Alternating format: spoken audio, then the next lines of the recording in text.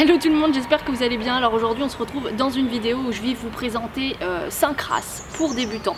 Donc quand je dis 5 races pour débutants, ça veut pas dire que va pas falloir vous occuper de votre chien, hein, bien au contraire.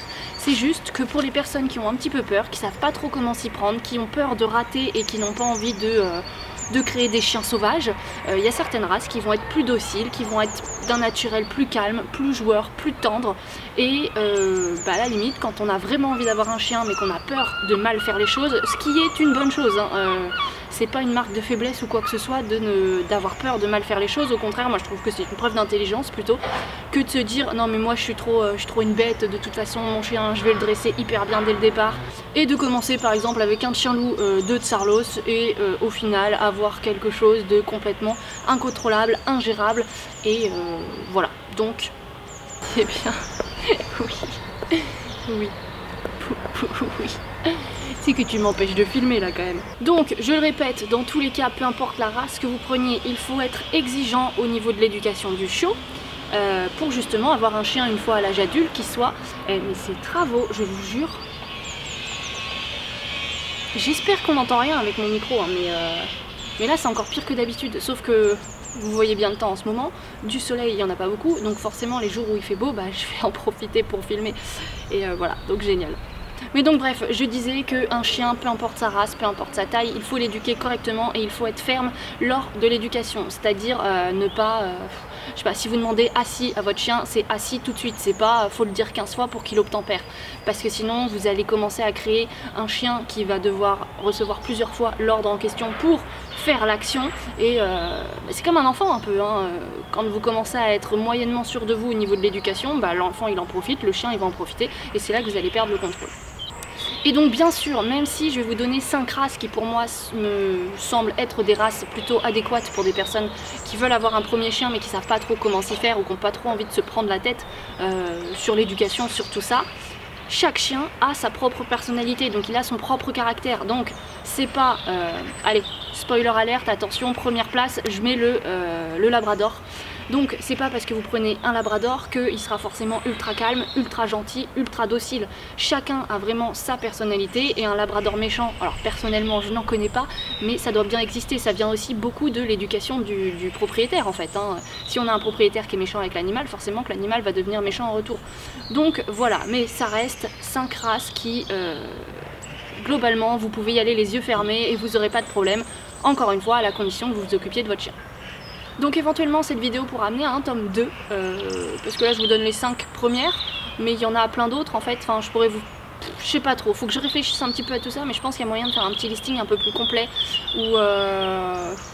ou de faire un top 5 des races que je vous déconseille en premier chien, comme ça à la limite, parce que comme je vous le disais, en fonction du temps qu'on a accordé à notre animal, on peut prendre à peu près n'importe quelle race, mais il y a certaines races néanmoins que je vous déconseillerais totalement, et même pour des personnes qui ont déjà eu 2-3 chiens, il y a certaines races, il faut vraiment s'y connaître, vraiment être calé, vraiment avoir le temps à leur accorder et avoir le tempérament pour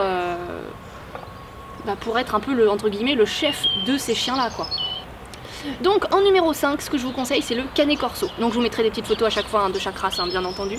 Alors le Canet Corso, ça va être plutôt pour les amateurs de chiens de grande taille, parce que c'est plutôt haut sur pattes. C'est un chien donc ouais, qui peut être assez intimidant, donc notamment par rapport à sa tête, par rapport à sa taille, mais en fait c'est une crème, c'est vraiment un amour. Donc le seul truc auquel il va falloir être un petit peu vigilant avec cette race là, c'est que c'est un chien globalement assez têtu et qui peut avoir un peu un fort tempérament. Tous ces propos là sont à mesurer bien entendu, mais bref, il va falloir être assez rigoureux du coup dans son éducation.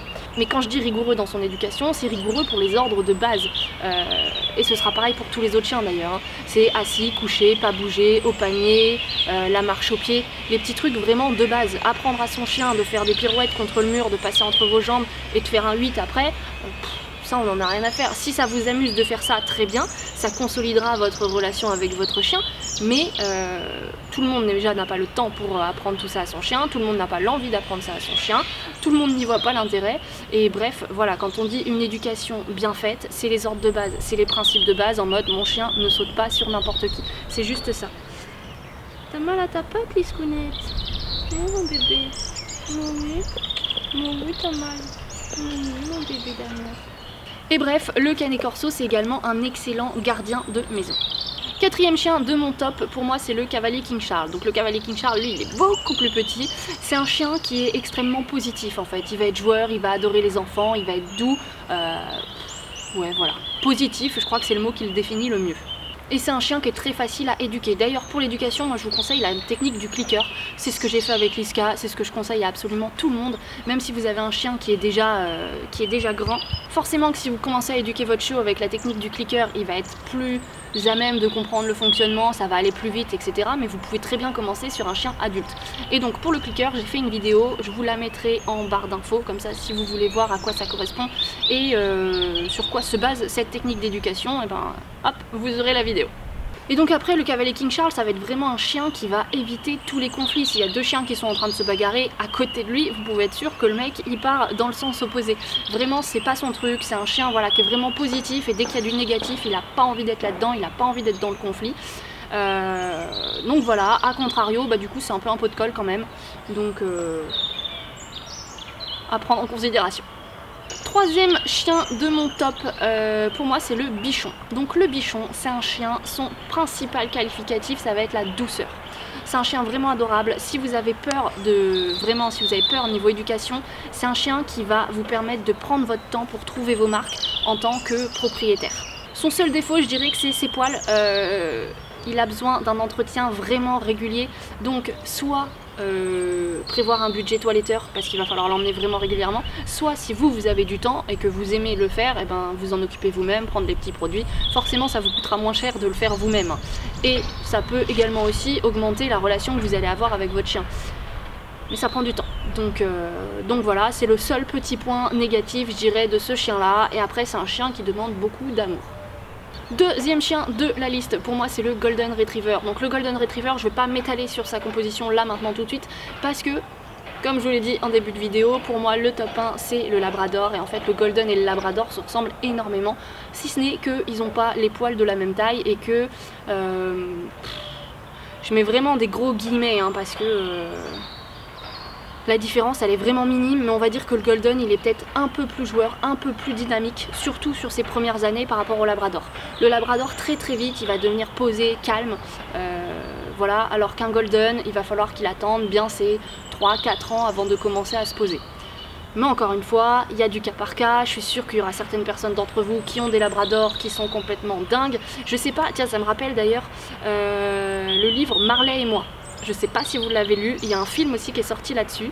C'est l'histoire d'une famille qui adopte un chien, donc un Labrador. Et c'est le pire Labrador du monde. Donc si vous aimez pas lire, vous pouvez regarder le film, il est plutôt marrant. Et au final, ils se rendent compte que... Donc ouais, bref, lui, c'est un Labrador qui fait des bêtises, mais toute sa vie, vraiment toute sa vie, jusqu'au dernier jour de sa vie.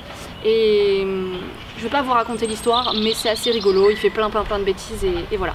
Donc des cas où les Labradors ne seront pas sages et seront très dynamiques, il va y en avoir forcément. Mais globalement, voilà la petite différence entre le Golden et le Labrador. Et donc comme je vous le disais, race numéro 1, le Labrador. Le Labrador pour moi c'est le chien familial par excellence. C'est un chien qui va être adorable, qui va être doux, qui va être plutôt docile, adorable avec les enfants. Ça avec les enfants c'est une crème, c'est un amour. Et très à l'écoute. Très à l'écoute de ses propriétaires. C'est pas pour rien d'ailleurs que les chiens guides, c'est très souvent des Golden. Donc par contre son seul point négatif c'est que c'est un chien qui n'aime pas du tout la solitude. L'apprentissage de la solitude va être vraiment compliqué. Encore une fois, chaque chien est différent, a son caractère, etc. Si vous faites bien les choses, il n'y a pas de raison que ça se passe mal. D'ailleurs j'ai fait une vidéo sur l'apprentissage de la solitude, donc je vous la mettrai en description également. Mais voilà, donc si vous êtes quelqu'un qui n'est pas très souvent à la maison et qui n'aura pas beaucoup de temps à consacrer à son chien, c'est pas la bonne race. Pour moi c'est vraiment le chien familial par excellence. Et voilà. Ce qu'il faut retenir de ce chien là, c'est que c'est vraiment un chien adorable avec les enfants. Faut savoir que c'est une race qui sert beaucoup aussi dans tout ce qui est thérapie auprès des enfants autistes. Donc ils ont vraiment une patience et une douceur avec les enfants qui est assez folle. Et donc ce qu'il faut savoir c'est que c'est quand même un chien polyvalent. C'est un chien donc comme je vous le disais qui va être relativement calme, qui va adorer les siestes, mais qui va également apprécier les grandes balades, apprécier nager, apprécier faire du sport. En fait c'est vraiment un chien, quand vous allez faire une activité donc en famille ou tout seul, il va être là, mais alors le reste du temps ça va être roupiller son quotidien quoi. donc pas trop contraignant en termes d'énergie à dépenser.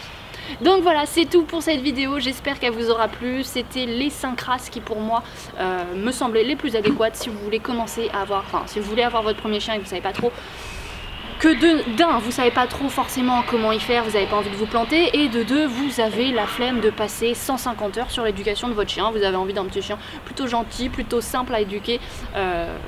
Voilà, ce qui encore une fois n'est pas un tort du tout. Donc bref, j'espère que la vidéo vous aura plu et on leur dit quoi? Oui.